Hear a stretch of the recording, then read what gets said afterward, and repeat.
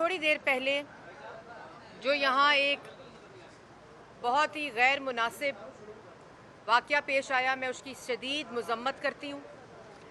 और मैं ये भी कहना चाहती हूँ कि इस तरह पाकिस्तान की आवाम को ऐसे लोगों का पता चलता है जो इस वक्त मुल्क पर मुसल्लत हैं, और ये वही लोग हैं जिसमें फवाद चौधरी साहब सैर फहरिस्त हैं, जो पीका के कानून के ऊपर ऑर्डिनेंस लेकर आए सिर्फ इसलिए कि सहाफ़ियों की ज़बान बंदी की जाए। उनसे सवाल पूछो तो गाली देते हैं, और ये खाली सहाफ़ियों को नहीं देते। पार्लियामेंट में भी 3.5 साल इनसे कोई सवाल पूछो, आगे से सिर्फ जवाब गाली होता है, गुंडागर्दी होता है और बदमाशी होता है। और यही वो रवैये हैं जिनके पीछे पीका ऑर्डिनेंस लाने वाले अशख़ास हैं। मैं इसकी शदीद मज़म्मत करती हूँ। मतीउल्लाह साहब एक सीनियर सहाफ़ी हैं, और जिस तरह उनके साथ यहाँ बदतमीज़ी की गई, और फिर उनके साथ बदतमीज़ी तो की गई, लेकिन फिर सहाफ़ियों को इन जनरल जो कहा गया कि पैसे खाते हैं, और सहाफ़ियों की असलियत मैं जानता हूँ, इस किस्म के जो अल्फाज हैं उनकी भी मैं शदीद मज़म्मत करती हूँ। दूसरी बात यह कि आपको जैसे मालूम है कि सुप्रीम कोर्ट के अंदर इस वक्त आइन शिकनों के ख़िलाफ़ मुकदमे पर समाअत जारी है, लेकिन वो आइन शिकन जिन्होंने आइन के ऊपर हमला किया है वो अभी भी रियासती ताकत को इस्तेमाल करके, रियासती वसाइल को इस्तेमाल करके अपने इक़्तिदार और अपनी कुर्सी के साथ चिमटे हुए हैं, और जिस किस्म की तकारीर कर रहे हैं उससे ये साफ जाहिर है कि वो शिकस्त खा चुके हैं। और इंशाल्लाह हमें उम्मीद है, तमाम पाकिस्तान की नज़रें इस वक्त 22 करोड़ आवाम की नज़रें सुप्रीम कोर्ट पर हैं, और आइन शिकनों को भी पता है जिन्होंने आइन पर हमला किया है कि उनके दिन गिने जा चुके हैं। मैं ये भी कहना चाहती हूँ कि अभी इमरान खान साहब का बयान आ रहा था कि कमीशन बना दे, लेटर गेट कमीशन। ये तमाशे, ये ढोंग, इसको बंद करें। जो जाली ख़त का फ्लॉप सीन हुआ है वो पूरे पाकिस्तान ने देखा है कि कोई ख़त था ही नहीं। और मैं उन लोगों को भी कहती हूँ जो आज भी ये समझते हैं, वो चंद हजरात, कि कोई बैरूने मुल्क साजिश हुई है। बैरूने मुल्क साजिश का इमरान खान साहब को 7 मार्च को पता चल गया तो 3 अप्रैल तक का इंतज़ार कैसा? बैरूने मुल्क साजिश का अगर 7 मार्च को पता चल गया था तो 8 मार्च को अदम एतमाद की तहरीक को स्पीकर ऑफिस ने जमा क्यों किया? अगर 7 मार्च को बैरूने मुल्क साजिश का पता चल गया था, जो बैरूने मुल्क साजिश करने वालों ने पास बुलाकर बताई थी कि हम आपके खिलाफ साजिश कर रहे हैं, तो फिर मोशन को पार्लियामेंट में ले करने की इजाज़त क्यों दी गई? और अगर बैरूने मुल्क साजिश का पता चल गया था 7 मार्च को, तो 3 अप्रैल को वोटिंग कराने के लिए सेशन बुलाया गया। इन्होंने ही बुलाया। इनको इस बात का ख्याल था कि शायद ऑपोजिशन के पास अक्सरियत पूरी ना हो, लेकिन जब इनको पता चल गया उस दिन, वोटिंग वाले दिन, कि 197 लोग ऑपोजिशन बेंचेस पे इनके खिलाफ वोट देने बैठे हैं, तो इनको बैरूने मुल्क साजिश याद आ गई। बैरूने मुल्क साजिश अगर हुई है तो पाकिस्तान तहरीके इंसाफ ने, इमरान खान ने, पूरी जमात ने फॉरेन फंडिंग के ज़रिए पैसे मंगाकर मुल्क के अंदर बैरूने मुल्क साजिश करके मुल्क को बेरोज़गार किया, आवाम को भूखा किया, आवाम को गरीब किया, आवाम की रोटी छीनी, आवाम का आटा चीनी, बिजली, गैस, दवाई की लूट मार की, कश्मीर फरोशी की। ये होती है बैरूने मुल्क साजिश। तो अगर लेटर गेट कमीशन बनाने की दरख्वास्त की है तो सबसे पहले पाकिस्तान की आवाम को लूट मार करने वालों के खिलाफ कमीशन बनेगा, और पाकिस्तान की आवाम बनाएगी, और बताया जाएगा उस कमीशन में कि किस तरह इमरान खान साहब ने अपने दस्तखतों से पाकिस्तान के आवाम की चीनी चोरी की, बिजली चोरी की, गैस चोरी की। आज वो लोग जो पहले करप्शन का बयानिया झूठा लेकर इलेक्शन में गए थे और पूरी की पूरी ऑपोजिशन को जेल में डालकर इलेक्शन लड़े थे, उसके बाद जब हुकूमत में आए तो मदीना की रियासत बनाने का दावा करके पूरी की पूरी ऑपोजिशन को जेल में डालकर हुकूमत की। जब मदीना की रियासत और मदीना के नाम पर सियासत नाकाम हुई, उसके बाद जब 3.5 साल बाद अवाम इनसे सवाल पूछती है कि कहाँ है 1 करोड़ नौकरी और 50 लाख घर, और क्यों हमारा आटा, चीनी, बिजली, गैस, दवाई चोरी हुआ, तो आगे से गालियां देते हैं, आगे से अमर बिल मारूफ के नारे लगाते हैं। और जब वो भी पाकिस्तान की आवाम को इनके अमाल का पता चला तो बैरूने मुल्क साजिश के कागज़ लहराए गए। यही कागज़ ऑपोजिशन के खिलाफ कमीशन खाने और करप्शन करने के ऊपर लहराए गए। और आज कहाँ हैं वो लोग? और पाकिस्तान के प्राइम मिनिस्टर ऑफिस को इस्तेमाल किया ऑपोजिशन को जेलों में डालने के लिए। और उसके बरक्स मतीउल्लाह जान साहब, आप इनसे सवाल पूछते हैं कि फराह गुज्जर बाहर क्यों गई? ये आपको कैसे जवाब देंगे? आप मुझसे पूछें फराह गुज्जर बाहर क्यों गई। पहली बात तो फराह गुज्जर बाहर गई नहीं, फराह गुज्जर को इमरान खान साहब ने बाहर भगाया। और वो इसलिए भगाया कि फराह गुज्जर इमरान खान साहब की बीवी की फ्रंट मैन थी, इमरान खान साहब की फ्रंट मैन थी। जिस तरह Shahzad Akbar acid recovery unit में बिठाकर इमरान खान साहब ने वफाक में उनको अपना फ्रंट मैन बनाया, इसी तरह फराह गुज्जर को वफाक में शहजाद अकबर को और पंजाब में फराह गुज्जर को बिठाकर वो लूट मार की। और क्यों बुज़दार साहब को वज़ीर आला बनाया?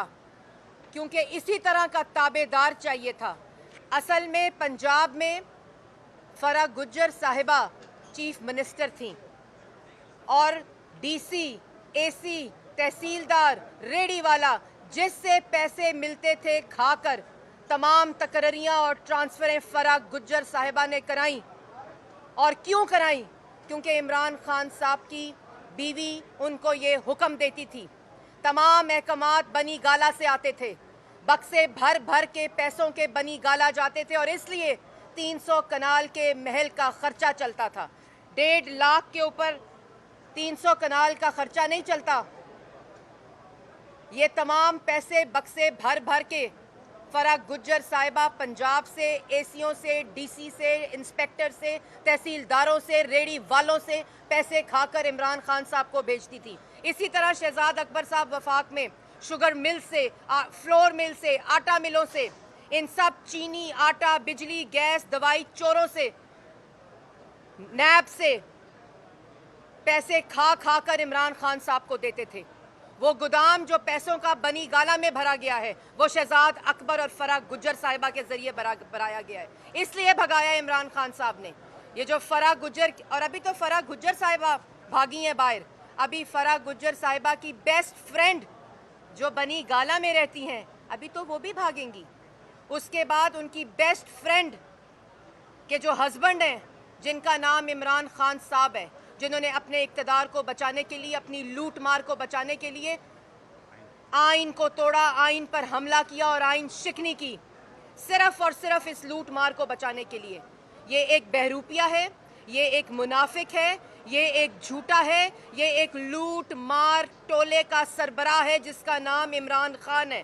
बैरूने मुल्क साजिश का जो नाम लेता है और कहता है इलेक्शन 3 महीने में है, तैयार हो जाओ। इमरान खान साहब, जो खिलवाड़ आपने पाकिस्तान के आइन के साथ किया है, आज पाकिस्तान आपकी अना और तकब्बुर पर चल रहा है, आइन पर नहीं चल रहा। पिछले 3 दिन से पाकिस्तान में कोई आइन और कोई हुकूमत मौजूद नहीं है, सिर्फ आपके अना, तकब्बुर और ज़िद की वजह से। 3 महीने में इलेक्शन की कॉल और तैयारी मत करें, 3 महीने में जेल जाने की तैयारी करें, क्योंकि आइन शिकनों को, आइन के गद्दारों को, आइन तोड़ने वालों को इलेक्शन में लड़ने की इजाज़त नहीं होती। आर्टिकल 6 के मुर्तकिब होने वाले को अब सिर्फ जेल जाना पड़ेगा। और मतीउल्लाह साहब और यहाँ जितने सहाफ़ी मौजूद हैं, अगर फराह गुज्जर से रिलेटेड कोई सवाल है तो हमसे करें, क्योंकि ये आपको कैसे बताएंगे कि फराह गुज्जर साहिबा ने जो लूट मार इमरान खान साहब के कहने पर और अपनी बेस्ट फ्रेंड के कहने पर जो बनी गाला में रहती हैं, वो लूट मार आएगी इंशाअल्लाह पाकिस्तान की आवाम के सामने। जो भागे हैं और जो भागने जा रहे हैं, उनके साथ जो पाकिस्तान की आवाम करेगी वो ऐसी इबरत की निशान बनेगा इन आइन शिकनों के साथ जो होगा, और पाकिस्तान की आवाम का आटा, चीनी, बिजली, गैस, दवाई चोरों के साथ जो होगा।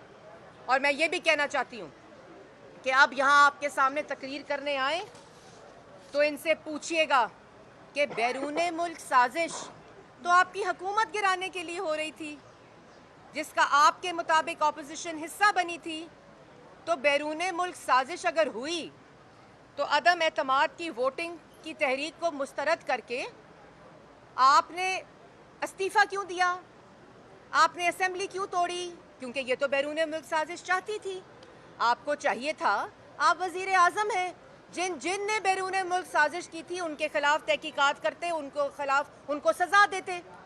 आपने वज़ीर आज़म की कुर्सी भी छोड़ दी, आपने असेंबली भी डिसॉल्व कर दी, और आपने इलेक्शन की कॉल भी दे दी। क्या पाकिस्तान की आवाम को बेवकूफ़ समझ रखा है? अगर आपके पास शवाहिद मौजूद थे, अगर आपके पास वो तमाम सबूत मौजूद थे कि बैरूने मुल्क साजिश हो रही है आपके हुकूमत के ख़िलाफ़, तो फिर आपको तहकीकात करानी चाहिए थी, आपको इन्वेस्टिगेशन करानी चाहिए थी। आज जो कमीशन बनाने की भीख मांग रहे हो, उस वक़्त कमीशन बनाना चाहिए था। असेंबली क्यों डिसॉल्व की? इसलिए ये ड्रामे, ये ढोंग जो हैं वो अपने पास रखो। और मैं पाकिस्तान की आवाम को मुबारकबाद देना चाहती हूँ। मैं पाकिस्तान की आवाम को खुशखबरी जो 3 दिन पहले उनको आई थी कि इमरान खान साहब, ये कार्टल्स, ये माफिया, ये आटा, चीनी, बिजली, गैस, दवाई चोर अब आपका वज़ीर आज़म नहीं रहा। ये ऑपोजिशन की जीत है, ये पाकिस्तान के अवाम की जीत है कि आज वो लोग जो 3.5 साल लूट मार करके बनी गाला में जो लूट मार होती रही, पंजाब में जो लूट मार होती रही, आज एक शख्स ने पहले 3.5 साल एक शख्स ने अपनी नालायकी, नाअहली, चोरी, करप्शन पे 22 करोड़ अवाम को यरगमाल बनाई रखा। और आज अपनी अना, अपनी जिद, अपना तकब्बुर और अपनी शिकस्त के खौफ से 3 दिन से पाकिस्तान की आवाम को, पाकिस्तान के आइन को और पाकिस्तान की रियासत को यरगमाल बनाया हुआ है। हम लोगों ने 3 दिन से मुतालबा किया हुआ है, क्योंकि ये इमरान खान साहब पार्लियामान के 197 अरकान को गद्दार सिर्फ नेशनल सिक्योरिटी कमेटी की मिनट्स और प्रेस रिलीज के ऊपर और उसका सहारा लेकर कह रहे हैं। हमारा आज भी ये मुतालबा है कि नेशनल सिक्योरिटी कमेटी के अंदर जो लोग मौजूद थे, जिसमें अफवाज पाकिस्तान और 3 चीफ्स DGISI मौजूद थे, उनको चाहिए कि जो झूठ इमरान खान साहब बोल रहे हैं उसकी क्लैरिफिकेशन दें, क्योंकि वो ये कह रहे हैं इमरान खान साहब कि नेशनल सिक्योरिटी कमेटी ने 197 अरकान पार्लियामान को जो तर्जुमानी करते हैं, जो रिप्रेजेंट करते हैं पाकिस्तान की आवाम को, उनको गद्दार कहा है, ताकि इस बात का फैसला हो जाए कि इमरान खान साहब झूठ बोल रहे हैं और उनके पास कोई ना खत था और ना किसी किस्म की बैरूने मुल्क साजिश की कोई सबूत मौजूद था। ये तमाशा अब बंद होना चाहिए और मुझे उम्मीद है कि सुप्रीम कोर्ट भी जो फैसला करेगी वो इन आइन की हिफाजत का फैसला होगा और आइंदा कोई भी शख्स अपने इक़्तिदार को बचाने के लिए, अपनी लूट मार से नज़र हटाने के लिए, अपनी चोरी से नज़र और पर्दा डालने के लिए, अपनी चोरी और अपनी लूट मार पे कोई आइन शिकनी करने की जुर्रत नहीं करेगा। इबरत का निशान बनाना चाहिए इमरान खान साहब को और लॉ मिनिस्टर को और वो तमाम लोग, स्पीकर और डेप्यूटी स्पीकर जो इस साजिश में मुलव्विस थे, उन सब को गिरफ्तार किया जाए, उन सब को आर्टिकल 6 के जरिए ट्रायल का हिस्सा बनाया जाए और पाकिस्तान की आवाम को ये जवाब दिया जाए कि उनके रिप्रेजेंटेटिव्स को गद्दार क्यों कहा गया, आइन क्यों तोड़ा गया, आइन पर हमला क्यों किया गया और 3.5 साल आवाम का आटा, चीनी, बिजली, गैस, दवाई चोरी करने वालों को पाकिस्तान की आवाम को हिसाब देना पड़ेगा। अच्छा मरीम साहब, अभी आपने कहा कि आटा चीनी चोर फलां, तो अभी जो चीनी चोर है वो आपके पास चले गए, तो क्या अब आप उनका एहतसाब करेंगे ताकि आवाम अगली दफ़ा लूटने से बच सके? बड़ा अच्छा आपने सवाल किया। जो आटा, चीनी, बिजली, गैस, दवाई चोर हैं, उस पर कमीशन इमरान खान साहब ने बनाया था और उसके अंदर कमीशन बनाने की तमाम उसके बाद जो प्रोटेक्शन थी वो आटा, चीनी, बिजली, गैस, दवाई चोरों को दी, क्योंकि असल में लूट मार इमरान खान साहब ने करानी थी। और वो लोग जो इस वक्त ऑपोजिशन के एलाइज हैं और इमरान खान साहब को जिन्होंने छोड़ा है, अभी वोट इनके खिलाफ नहीं दिया, लेकिन जिन्होंने छोड़ा है वो इनकी नालायकी, इनकी नाअहली की वजह से छोड़ा है और वो इनके खिलाफ वोट दे रहे हैं इनकी करतूतों की वजह से। अच्छा मैडम, ये बताइएगा कि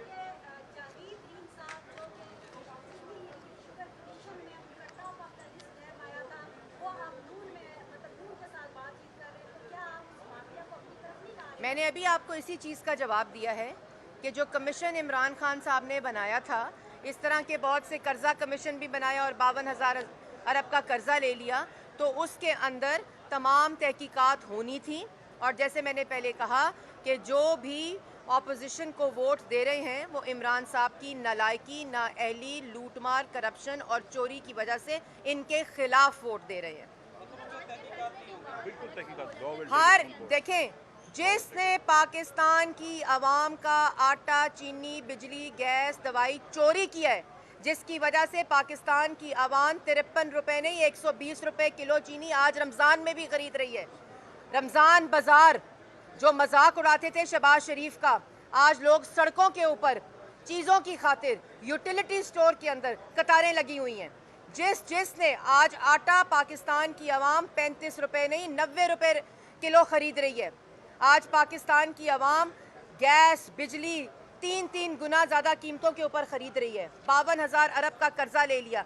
जिसने पाकिस्तान की आवाम को लूटा है उसके खिलाफ ना सिर्फ कार्रवाई होगी बल्कि इबरत का निशान बनाया जाएगा। और इसके साथ साथ अपनी लूट मार को बचाने के लिए जिसने आइन तोड़ा है उसके खिलाफ आर्टिकल 6 के मुताबिक मुकदमा दर्ज होगा। और जो मुल्क से भगाए जा रहे हैं, जैसे मैंने पहले कहा, अभी उनकी बेस्ट फ्रेंड भी भागेंगी और उनके बेस्ट फ्रेंड के हस्बैंड भी भागेंगे।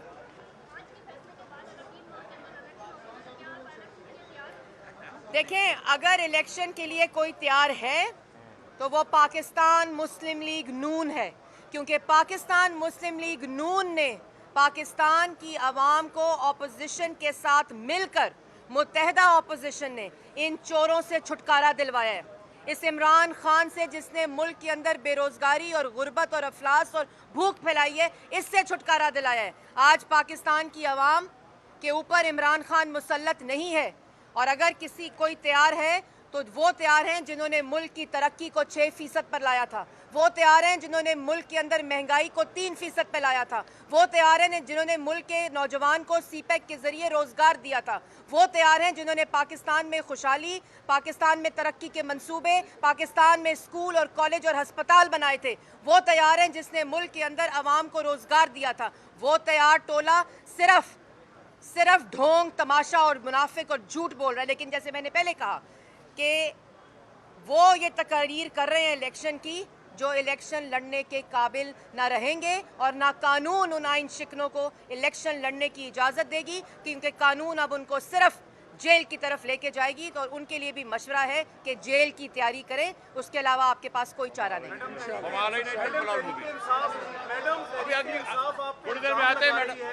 कि जो है वो आप ओवरसीज पाकिस्तानीज का वोट और जो है ईवीएम है उसको जो है रिवर्स करना चाहते हैं। यही वो बुनियादी वजह है कि आप अब इलेक्शन में जाने के बजाय बहाने तराश रहे हैं ताकि सुप्रीम कोर्ट से आपको कवर मिले और आप दोबारा जो है वो सबसे पहले तो का वोट लेके फिर आप जो है उसको रिवर्स करें उसका। सबसे पहले तो मैं आपको ये बात आपके सवाल के तवस्सुत से बताना चाहती हूँ कि ईवीएम को इंट्रोड्यूस पाकिस्तान तहरीक इंसाफ और इमरान खान ने नहीं किया। बिल्कुल इसी तरह जिस तरह Ehsaas program Benazir income support program है और ये जो सेहत कार्ड है ये नवाज शरीफ सेहत कार्ड है, और ये जो यूथ प्रोग्राम इंसाफ वाला है ये भी prime minister Nawaz Sharif youth programme है।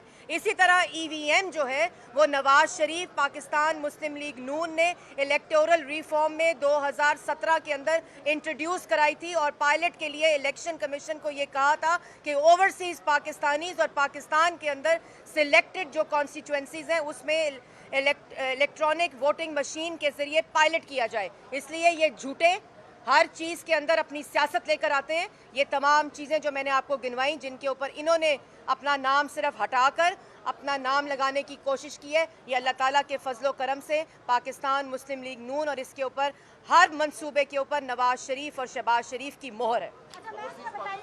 मैंने पहले बताया कि ओवरसीज़ पाकिस्तानीज़ के लिए ईवीएम, और मैं आपको ये भी बताना चाहती हूँ कि 2018 के बाद कुछ बाई इलेक्शंस हुए जिसके अंदर ईवीएम को ट्राई किया गया एम्बेसीज़ के अंदर रख के, और उसके अंदर इलेक्शन कमीशन की 60 सफ़े के ऊपर मुश्तमिल एक रिपोर्ट है कि उसके अंदर इस एडमिनिस्ट्रेटिव कौन कौन से फ्लॉज हैं। और इन्हीं की वजह से हम चाहते थे कि इलेक्शन कमीशन के साथ बैठकर, तमाम जमातों के साथ बैठकर उसी तर्ज का इलेक्टोरल रिफॉर्म कराया जाए जो 2017 में जब ये धरने में बाहर खड़े थे, मुंतखब वजीर आज़म के खिलाफ साजिश कर रहे थे, उस वक्त भी नवाज शरीफ ने इनको कहा कि पार्लियामेंट में बैठो और इलेक्टोरल रिफॉर्म का हिस्सा बनो, और उस वक्त पाकिस्तान तहरीक इंसाफ इलेक्टोरल रिफॉर्म का हिस्सा बनी और तमाम जमातों ने यूनानिमसली उस इलेक्टोरल रिफॉर्म बिल को पास किया। उसी तरह हम चाहते थे कि इस दफ़ा भी वही कंसेंसस, वही कंसल्टेशन और उसी किस्म की स्टेक होल्डर इनपुट हो, और इलेक्शन कमीशन जिसने ये इलेक्शन कराना है, उन्होंने ही कहा है कि ये इलेक्शन जो है वो ईवीएम पे अगर होना है तो उसके कुछ तकाजे हैं, वो पूरे होना ज़रूरी हैं। सदर का जो ख़त है,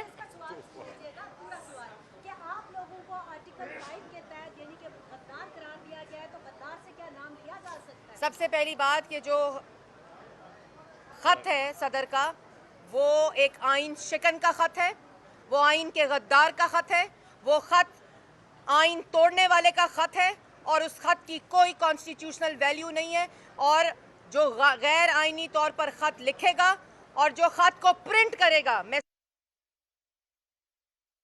तमाम लोगों के अहकामात अब मान रहा है, वो तमाम के तमाम आर्टिकल 6 की जो गद्दारी है उसके अंदर हिस्सा डाल रहे हैं। इससे इज्तनाब करें। और सदर साहब से मैं ये कहना चाहती हूँ कि आपको मालूम होगा कि आर्टिकल 6 की सज़ा क्या है, उसके लिए तैयारी करें।